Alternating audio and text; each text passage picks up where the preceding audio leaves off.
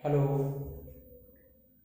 good morning students. You are once again most welcome in our channel Chemical Group. Dear students, अगर आप class 9 से लेकर के 12 तक के सीबीएसई बोर्ड के स्टूडेंट हैं तो आप इस चैनल को सब्सक्राइब करें। इस अभी मैंने क्लास 9 की साइंस में chapter number 1 matter in our surrounding को कंप्लीट कर दिया था। अगर आपने नहीं देखे तो पिछली वीडियो हमारे देख लें। ये चैप्टर नेक्स्ट फिजिक्स का चल रहा था, मोशन चैप्टर था, जिसमें हमने पार्ट 3 अपलोड कर दिए थे। This is the part number 4। इसमें कुछ न्यूमेरिकल्स चल रहे थे और न्यूमेरिकल नंबर ये इसमें सेकंड था। A farmer moves along the boundary of A square field. एक कोई फार्मर है, वो उसके पास एक स्क्वायर फील्ड है और वो स्क्वायर फील्ड की बाउंड्री पर क्या कर रहा है, मूव्स कर रहा है। ठीक है, मूविंग कर रहा है from the side of 10 metre. जो ये हमने स्क्वायर फील्ड बनाया है, इस स्क्वायर फील्ड की जो साइड है वो 10 मीटर है। ठीक है, तो अब उसका जो मूवमेंट हो रहा है, what will be the magnitude of displacement of the farmer at the end of 2 minutes 20 second. और ये कह रहा है कि जब फार्मर मूव करता है boundary square field 10 metre 20 second, means सीधी सी बात है कि अगर जब वो यहां से मान लो चलना स्टार्ट किया, क्वेश्चन समझना ध्यान से, कि जब वो चलता है तो अपने फील्ड को, अपने जो उसका फील्ड है उसको जब वो उसका सर्किल कंप्लीट करता है, जब मूव करता है, तो 40 सेकंड में एक पूरा राउंड जो कंप्लीट करता है वो 40 सेकंड में यहां से चलना जैसे स्टार्ट किया, यहां गया, यहां गया, यहां गया, इसका मतलब ये है कि पूरा राउंड कवर कर लेता है 40 सेकंड में। ठीक है, सीधी सी बात कहें कि वो 40 सेकंड में 40 मीटर को डिस्टेंस कवर करता है, क्योंकि एक साइड की डिस्टेंस 10 मीटर है। ठीक, तो यहां से हम बात करेंगे, क्वेश्चन पूछा गया कि what is the magnitude of displacement of farmer at the end of 2 minutes 20 second. Means कह रहा है कि 2 मिनट 20 सेकंड में उसका डिस्प्लेसमेंट कितना होगा। मींस 2 मिनट 20 सेकंड तक अगर वो चल रहा है तो इनिशियल पॉइंट से उसका डिस्प्लेसमेंट कितना होगा। डिस्प्लेसमेंट हमने बताया था क्या होता है कि it is the shortest distance from the initial position to the final position. चलिए हम बात कर लेते हैं। तो फर्स्ट ऑफ ऑल हमने देखा कि जो फार्मर है, या हम इसको कह सकते हैं कि ही कवर्स यहां से कंक्लूजन निकल के आ रहा है 40 मीटर इन 40 सेकेंड। 40 सेकेंड में 40 मीटर डिस्टेंस कवर करता है। अब he will have to move, ये आप कह सकते हैं ही हैव टू मूव, उसे कितना मूव करना है अभी। ठीक है, ही हैव टू मूव, या कह सकते हैं कि 2 मिनट 40 सेकेंड ही मूव्स और टाइम, कितने टाइम के लिए मूव करता है। तो टाइम आपका हो गया 2 मिनट 40 सेकेंड। तो 2 मिनट को आप सेकंड में कन्वर्ट कर दो, 60 के मल्टीप्लाई कर देंगे और प्लस 20, तो ये कुल मिलाकर के आ जाएगा आपका 140 सेकेंड। आपको उस फार्मर को 140 सेकेंड तक मूव करना है, तो उस पोजीशन पर देखना है कि उसका डिस्प्लेसमेंट कितना होगा। चलिए फिर देख लेते हैं हम। तो हम कहेंगे कि he covers distance in 40, या हम ऐसे कहें कि he covers distance in 40 second equal to 40 metre. 40 second में उसने 40 मीटर डिस्टेंस कवर किया। और ऐसे भी कह सकते हैं, तो 1 मीटर डिस्टेंस 1 सेकंड में कवर करेगा। ठीक है, और एक चीज और कह सकते हैं क्या, कि ही कवर्स 1 कंप्लीट राउंड इन, कितने सेकंड में एक कंप्लीट राउंड कवर करता है, 40 सेकंड। तो ये कहेंगे कि इन 40 सेकंड ही कवर्स 1 राउंड। 40 सेकंड में एक राउंड कवर करता है। तो therefore in 1 second he covers, 1 second में कितने राउंड कवर करेगा? 1/40 राउंड कवर करेगा। लेकिन आपके पास टाइम है कितना? 140 second. Therefore in 140 second he covers, 140 second में कितने राउंड कवर करेगा? 1/40 इंटू 140, 0 0 कैंसिल, 14/4 डिवाइड करेंगे तो ये आ जाएगा हमारा 7/2, या हम कह सकते हैं 2 3 6 बन रहा है। 3 तो राउंड कंप्लीट कवर कर लिए, 1 राउंड आधा कवर कर लिया, मतलब 3.5 राउंड उसने कवर किए। तो he will be at point C after completing 3.5 round. जब 3.5 राउंड कंप्लीट करेगा तो देखो पहली बात सुनो, यहां से कंप्लीट किया 1 राउंड, 2 राउंड, 3 राउंड, अब चौथा राउंड आधा कवर किया, इसका मतलब कहां तक जाएगा? यहां तक जाएगा।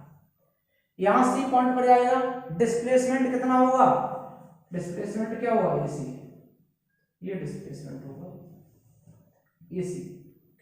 तो he will at the point C after the completing 3.5 round and displacement will be AC and displacement is AC, displacement is AC, displacement होगा। अब यहाँ पर कुछ नहीं करना, सीधा सा आपको एक पाइथागोरस थ्योरम वाला फार्मूला लगा देना है, ठीक है। AC की वैल्यू निकाल देनी है, मैथमेटिक्स में पढ़ा हुआ फार्मूला पाइथागोरस थ्योरम का, AC इक्वल टू √AB² और प्लस BC²। फार्मूला लगाया हमने यहां से, तो हम लिख देंगे ए बी की वैल्यू कितनी है? 10 का स्क्वायर प्लस 10 का स्क्वायर इक्वल टू 100, 100 कितना हो जाएगा? 200, ठीक है।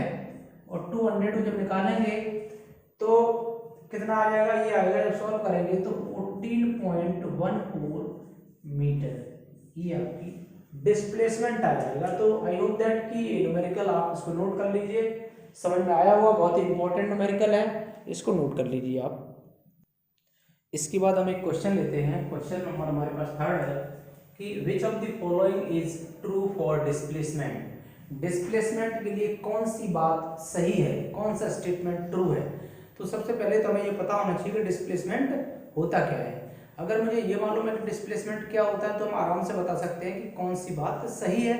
तो हमें मालूम है कि एक्चुअली डिस्प्लेसमेंट क्या होता है कि this is the shortest distance from the initial position to the final position. अभी आपने क्वेश्चन देखा था उसमें भी था।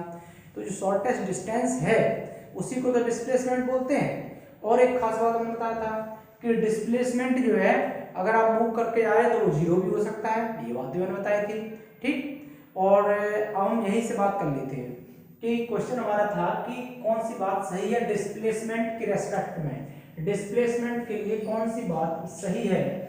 तो मैं यहां से कहूंगा कि it can not be 0, displacement कभी भी 0 नहीं हो सकता है। क्या ये बात सही है? नहीं है, डिस्प्लेसमेंट 0 हो सकता है। Its magnitude is greater than the distance, इसका जो मैग्नीट्यूड है यानी कि डिस्प्लेसमेंट की वैल्यू है वो हमेशा डिस्टेंस से ज्यादा होती है। ये बात भी गलत है क्योंकि डिस्प्लेसमेंट तो हमेशा डिस्टेंस से कम होता है, शॉर्टेस्ट डिस्टेंस होती है। तो इसका मतलब हम कहेंगे, इसका आंसर हो जाएगा कि both statements are incorrect, both statements are incorrect. इसमें दोनों ही स्टेटमेंट इनकरेक्ट है, दोनों ही गलत है।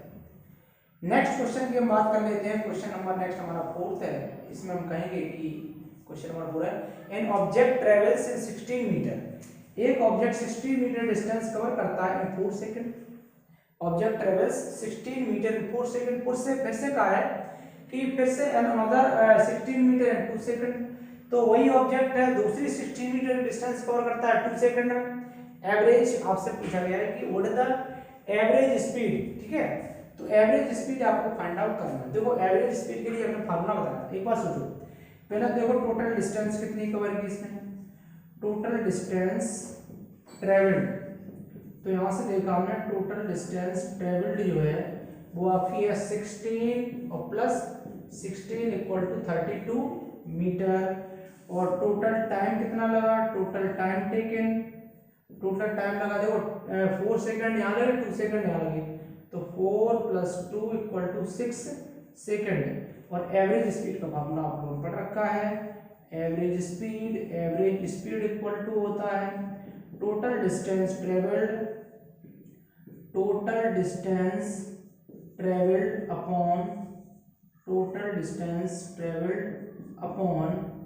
Total time taken. और टोटल डिस्टेंस कवर कितनी कर रखी है हम लोगों ने, देखो 32 मीटर। टोटल टाइम कितना है 6 सेकंड, 6 से डिवाइड कर दो। तो जब इसको आप डिवाइड करेंगे तो कितने में आ जाएगा इसका डिवाइड, 6 5 जा 30.63 18 63 18 इतने 5.33 मीटर पर सेकंड। तो ये न्यूमेरिकल आसानी से इस तरह से सॉल्व हो जाएगा। इसके बाद हम कुछ क्वेश्चन 1-2 और देख लेते हैं जो इन टेक्स्ट के NCERT के पेज नंबर 102 पर गिवन है। क्वेश्चन नंबर फर्स्ट है कि distinguish between the speed and the velocity. Speed और वेलोसिटी में आपको क्या बताना है, डिफरेंस बताना है। तो स्पीड एंड वेलोसिटी में डिफरेंस ये मैंने पहले करवा दिया है पिछले पार्ट में, पार्ट नंबर आपको 2 में मिल जाएगा, ठीक है। फिर भी आपको मैं थोड़ा सा बता देता हूँ कि एक्चुअली स्पीड क्या होता है, स्पीड होता है defined as the distance covered by an object with the unit of time. ये हम कह सकते हैं speed equal to distance upon time. और स्पीड एक स्केलर क्वांटिटी होती है, the actual path travelled by an object in a unit of time is called the speed. अब वेलोसिटी की बात करें तो वेलोसिटी क्या होती है, वेलोसिटी हम कहेंगे कि velocity it is the displacement covered by an object with the unit of time. ये हम कहेंगे कि जो वेलोसिटी इक्वल टू होता है displacement upon time, velocity equal to displacement upon time.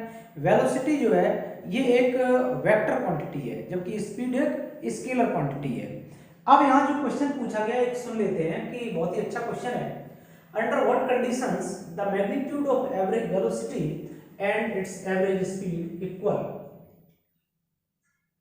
Average velocity और एवरेज स्पीड और एवरेज वेलोसिटी कब इक्वल होंगे, वो कह रहा है कौन सी कंडीशन ऐसी है कि जब एवरेज स्पीड और एवरेज वेलोसिटी इक्वल हो। तो इसकी एक कंडीशन होती है कि अगर हम कह सकते हैं कि कोई ऑब्जेक्ट मूव कर रहा है in the with uniform acceleration in the straight line, अगर कोई ऑब्जेक्ट स्ट्रेट लाइन में मूव कर रहा है और एक्सेलरेशन उसका यूनिफॉर्म है, तो हम कहेंगे कि जो एवरेज स्पीड है it is equal to the average velocity. तो इस तरह हम कह सकते हैं इसका जो आंसर हो जाएगा कि average velocity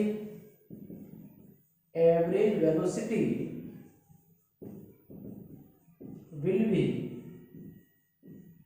equal to average speed, average velocity will be equal to average speed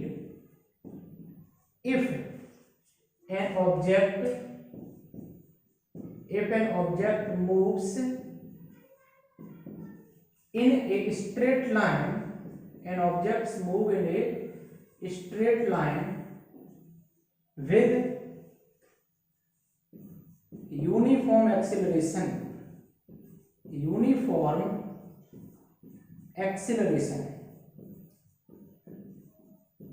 that is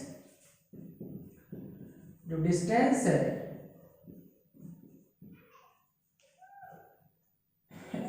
is equal to displacement, distance और डिस्प्लेसमेंट इक्वल हो।